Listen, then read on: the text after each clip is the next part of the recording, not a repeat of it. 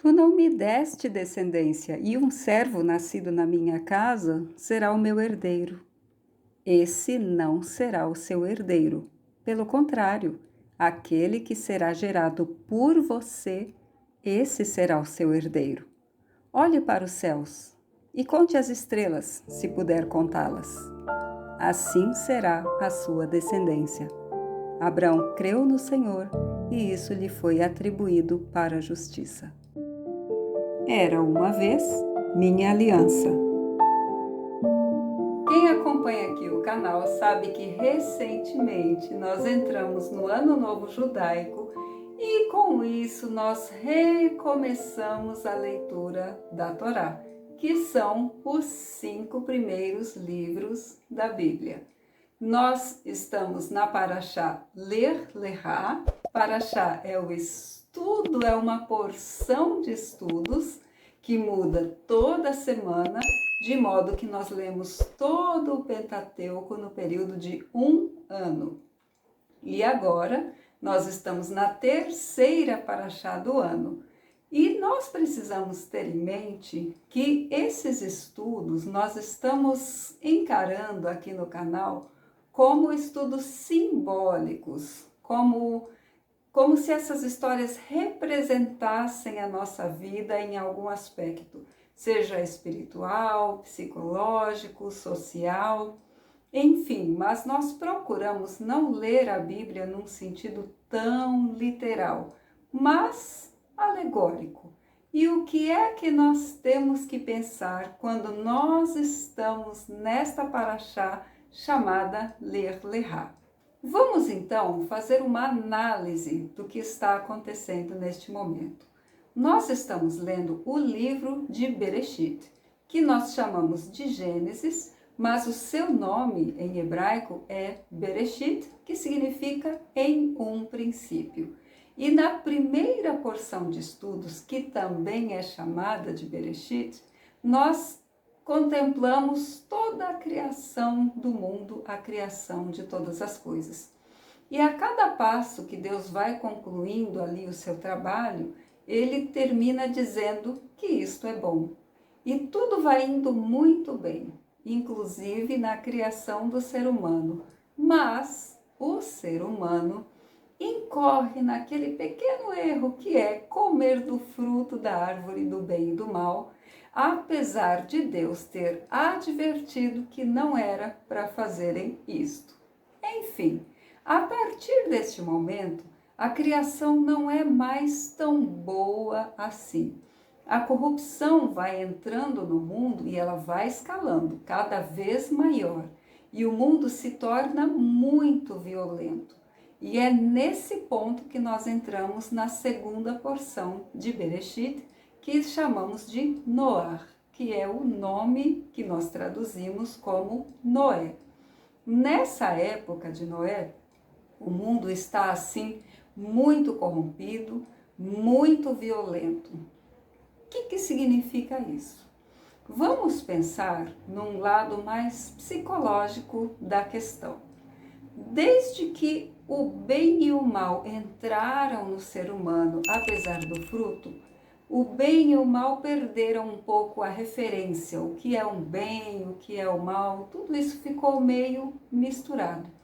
E com isso, o ser humano, é claro, escolheu por si próprio, por suas próprias paixões. E foi entrando nesse sistema de vida, onde só o que importava era ele e o que era bom para ele, já que não estava muito claro ali o que é o bom e o que é o ruim, o que é o bem e o que é o mal. E essa foi sempre a opção do ser humano. E pensando em nós, quando nós não temos muita clareza das coisas, nós só conseguimos pensar naquilo que é bom para nós. E nessa vida de pensar apenas naquilo que é bom para nós acabamos nos tornando muito violentos, nós não nos importamos com as outras pessoas. E é isso que estava acontecendo na época de Noé. E Noé, ele não era desta forma, ele era um homem justo, ele tinha ali uma certa noção do que era bem e do que era mal. não era uma noção perfeita, mas ele não cometia o mal contra as outras pessoas. Então, Deus escolhe fazer um pacto com este homem, que foi chamado de justo, e salva ele, porque ele iria destruir o mundo todo através de um dilúvio, significando que nós precisamos destruir, precisamos eliminar essa parte nossa que só pensa em nossos próprios prazeres, o que gera violência, como eu disse. E as águas do dilúvio, as águas significam, na linguagem bíblica, os prazeres. Então foi através dos prazeres que o mundo foi destruído. As pessoas pensando tanto em si mesmas e entrando tanto naquilo que dizia respeito somente a elas, que os próprios prazeres delas fizeram com que elas se autodestruíssem. É como se os nossos prazeres desenfreados fizessem com que nós percamos totalmente a noção das coisas e acabemos por nos destruirmos a nós próprios. Então, o dilúvio significou justamente isso, a destruição de tudo que existia por causa do excesso de prazeres que gerou a violência. Pois bem, passou-se o tempo e eis que nasceu um homem diferente de todos os outros que viviam naquela geração. O mundo não estava assim tão violento, tão ruim quanto na época de Noé, mas as pessoas ainda pensavam muito em si mesmas, em fazerem a sua própria vontade. Não tinha aquela noção do que é certo e errado. E então a tendência, obviamente, era ir se desenrolando para cair naquilo que já foi um dia na época de Noé. Mas existia uma pessoa, Abraão, que começou a se perguntar sobre isso. Será que é isso mesmo? Não existe assim uma coisa padrão que seja certo para todo mundo e algo que seja errado para todo mundo? Porque do jeito que está, não existem limites. Eu posso fazer o que eu quiser, independente de como isso interfira ou não na vida do outro. É como se cada um tivesse sua própria lei, cada um adorando a si mesmo, o que é idolatria. E Abraão ia na contramão da sua geração. Ele acreditava que adorar-se a si mesmo, criar o seu próprio Deus, não era a melhor forma de se viver. E ele começou a buscar dentro dele se existia algo maior que ele, a quem ele pudesse seguir. E foi então que ele teve um encontro com o Criador, aquele ser que criou todas as coisas. E como ele era o Criador, ele saberia o que é melhor para a sua própria criação. E Abraão começou a buscar este Deus, este Criador, diferente de todas as outras pessoas que tinham cada uma o seu próprio Deus, inclusive o pai de Abraão. E Deus fala para Abraão sair do meio dos seus parentes. E ali ele começa uma jornada individual, rumo a si mesmo. Qual era a verdade dele? Agora veja, apesar de Abraão ter saído daquele meio e ter entendido que existia algo mais, ele foi criado lá. Então, tinha dentro dele coisas que ele precisaria trabalhar para que ele pudesse receber as promessas de Deus. E Deus prometeu para Abraão que ele seria muito próspero e que a descendência dele seria imensa, seriam muitas pessoas. Só que ele era estéril, ele não conseguia dar frutos. Pensando em nós, como é que nós podemos entender isso? Nós temos ali o nosso desejo genuíno de conhecermos a Deus, de sabermos qual seria o propósito dele para a nossa vida. mas nós estamos aqui no mundo, nós enxergamos como verdade aquilo que aprendemos.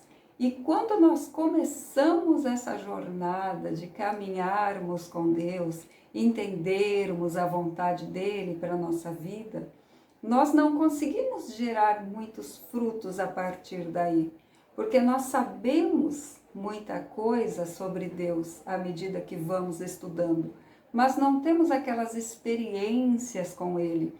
Nossa vida não é uma vida totalmente transformada pelo poder de Deus. Mas nós caminhamos e vamos, à medida do quanto nós conseguimos, vivendo de acordo com o que Deus fala para nós fazermos. E essa jornada de Abraão tem muitos altos e baixos, tem uma guerra, tem Abraão dizendo para o rei do Egito que a sua esposa era sua irmã. Enfim, nós lendo a história de Abraão, nós vamos vendo várias coisas que não eram para ser bem assim.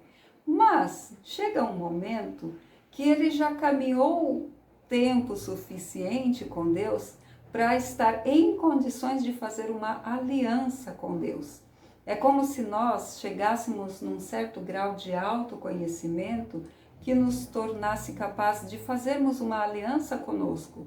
Nós já sabemos os nossos limites, sabemos aquilo que nós gostamos, sabemos aquilo que nós queremos, entendemos a voz de Deus no nosso coração, nos permitimos, de certa forma, sermos guiados por Deus, mais assertivamente. Não somos perfeitos, mas estamos ali em condições de firmarmos um pacto com Deus. E é neste momento que Abraão está. Deus, então, o chama para conversar. É um momento muito lindo. Espero que você leia a porção de estudo dessa semana. Vou deixar na descrição desse vídeo, porque essas histórias de Gênesis, elas são muito poéticas. Mas, enfim, Deus chama Abraão, fala para ele contar as estrelas do céu e diz que esses serão os seus descendentes. Nós podemos entender neste momento que nós daremos frutos, nós influenciaremos o mundo à nossa volta, as nossas visões de mundo, aquilo que Deus tem mostrado para nós, a forma como nós temos vivido, vai de certa forma inspirar outras pessoas, que serão espiritualmente nossos filhos, nossos descendentes. Mas Deus precisou fazer duas coisas com Abraão a partir daquele momento onde eles firmaram essa aliança. E a primeira delas foi mudar o nome de Abraão. Para os israelitas, o nome é uma coisa muito significativa. Uma pessoa não se chama qualquer coisa. O nome dela já diz sobre a natureza dela. E Abrão significava pai exaltado. Ele era um homem de poder, ele era um homem diferente, era um homem exaltado. Só que a partir daquele momento, ele se chamaria pai de multidões. Então, houve uma mudança na natureza de Abraão. Agora ele não era mais um homem estéril, ele era capaz de gerar filhos.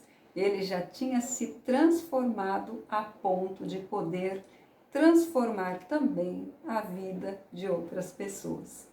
E a segunda coisa que foi exigida ali de Abraão foi a circuncisão, que nós sabemos que todos os judeus, ao 8º dia de vida, fazem o corte ali do prepúcio, e isso é uma lembrança do pacto que Deus fez com Abraão neste momento.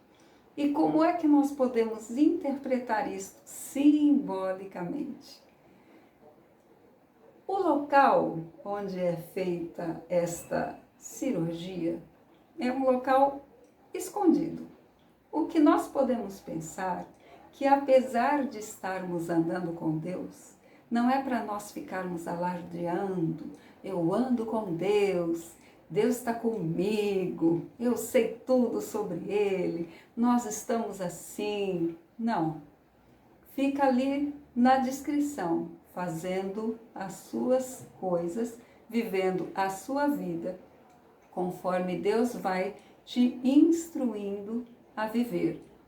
E nisso você vai aos poucos adquirir um brilho natural e ativar a curiosidade das pessoas. E à medida que elas se tornam mais íntimas, que elas vão te conhecendo melhor, você vai poder detalhar mais sobre a sua caminhada com Deus, vai dar o seu testemunho, vai explicar como é que você tem feito as coisas e influenciando essa pessoa. Eu acredito, gente, as interpretações bíblicas podem ser várias, mas eu acredito que a circuncisão diga também respeito a isso, a uma vida modesta, sem muito alarme, mas nós sabemos que pessoas muito íntimas, como a esposa, na situação em questão, ela já sabe que ali é diferente, porque não existe uma pele específica, não existe uma casca no coração. Então é claro que neste caso específico da circuncisão, não é todo mundo que vai ver esta parte do corpo da pessoa. Mas, simbolicamente falando, eu acredito que as pessoas mais íntimas possam ter um maior contato conosco e irem compreendendo, à medida que nós vamos falando com ela, como é que nós vivemos a nossa vida, sem uma coisa muito aparente. Mas, na modéstia, não sei se estou me fazendo entender. Se você está aqui neste canal, eu imagino que você seja uma pessoa como Abraão, que tem uma consciência do mundo ao seu redor, que algo errado não está certo e você tem um ponto de vista diferente e que esse seu modo de enxergar as coisas seja meio que na contramão do que está acontecendo por aí. E eu quero que você deixe aqui nos comentários para nós ampliarmos o diálogo quando e como você percebeu isso. Você percebeu que talvez você seja um ET, totalmente diferente de tudo que está à sua volta. Eu me lembro em uma vez que eu tinha por volta de uns 15 anos, 14 talvez, e as meninas da minha classe, nós fazíamos magistério, elas eram doidas pelo intervalo, porque ali elas iam poder ficar observando os meninos da faculdade. Porque onde eu estudava, nós tínhamos acesso a essas pessoas mais velhas, né, que estavam na faculdade. E era dar o sinal do intervalo para elas se arrumarem e irem correndo para verem os meninos e toda aquela coisa, né? Inclusive lá tinha um dos ex-dominó, Poligar, sei lá, um desses meninos aí estudavam lá e elas ficavam doidas para poderem vê-lo durante o intervalo. E eu ficava assim bastante triste, porque eu gostava de conversar a uma pessoa, né? Eu sou uma pessoa tímida, não parece, ou parece, não sei, mas eu não gostava de estar em grupo. E eu gostava de conversar com uma pessoa de cada vez. E não era qualquer conversa, eram conversas filosóficas, era algo mais espiritual até. Enfim, eu era uma pessoa totalmente diferente. Eu achava um absurdo as meninas quererem sair correndo para verem esse ex-grupo, que eu não sei qual era, e os demais meninos da faculdade. E ali eu parei para pensar e eu fiquei assim conformada, porque eu achava que devia ser importante nós conversarmos sobre assuntos realmente relevantes, inclusive sobre a matéria.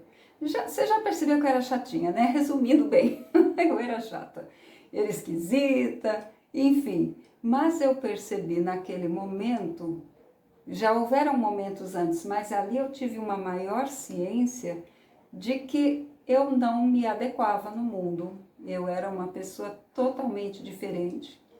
E eu me achava naquela época errada. Hoje é claro que não. Eu não acredito que exista a forma certa de viver no sentido todo mundo tem que ser tímido, todo mundo tem que ter papo filosófico. Não penso isso. Essa era a minha natureza. Mas hoje eu sei que esse era um jeito diferente do jeito dos demais e que eu tinha esta consciência. Porque, na verdade, ninguém é igual a ninguém. Só que as pessoas se aderem aos movimentos. E eu não conseguia me aderir aos movimentos.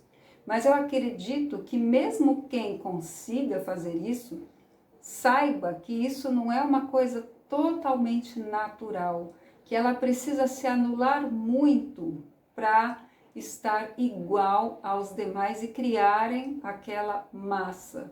Essas pessoas que ficam inconformadas com isso e que para elas é muito difícil se igualar, elas têm uma noção de si próprias tão grande que simplesmente não conseguem. E era isso que acontecia comigo. Eu até queria, mas eu não conseguia mesmo. Porque se eu conseguisse, com certeza eu estaria ali correndo atrás dos meninos, até mesmo para me enturmar com as outras pessoas.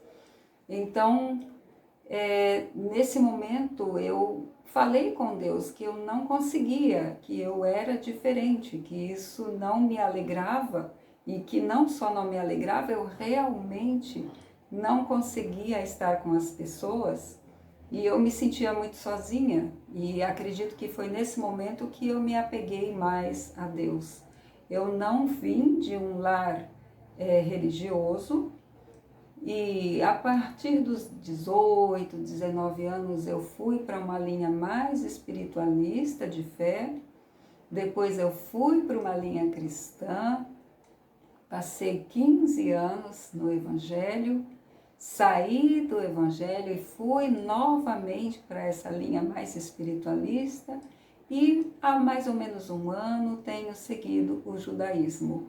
E mesmo em toda essa trajetória, apesar de caminhos diferentes, Deus estava sempre ali, ora mais no centro da minha vida, ora não tão no centro, mas o pano de fundo sempre foi a minha busca pelo espiritual. E se nós quisermos viver a energia desta semana, a energia de Ler Lehá, é o momento de firmarmos uma aliança, seja conosco, com a nossa individualidade, seja com o Deus de Israel, seja com o universo, com uma força maior. Este é o momento que a sua aliança vai ser muito bem sucedida. Nós estamos vindo do começo de todas as coisas, da degradação, da destruição, da ressurreição do mundo, da nova degradação, da escolha por muitos deuses. Estamos ali neste momento do começo de tudo, no começo de Bereshit, em um princípio. Aqui nós estamos firmando como é que vai ser o nosso ano. E esse é o momento da aliança. Então, seja como for, aproveite a energia desta semana para firmar a sua aliança, para que você tenha um ano sob uma direção específica e espero que seja a direção do Criador, que a sua aliança seja feita com Ele e também nada como reforçar a nossa aliança, a minha com você, que é como? Deixando aqui o seu like, se inscrevendo neste doce canal. Lembra de compartilhar esta mensagem com as pessoas que você ama. E nós nos vemos na próxima página.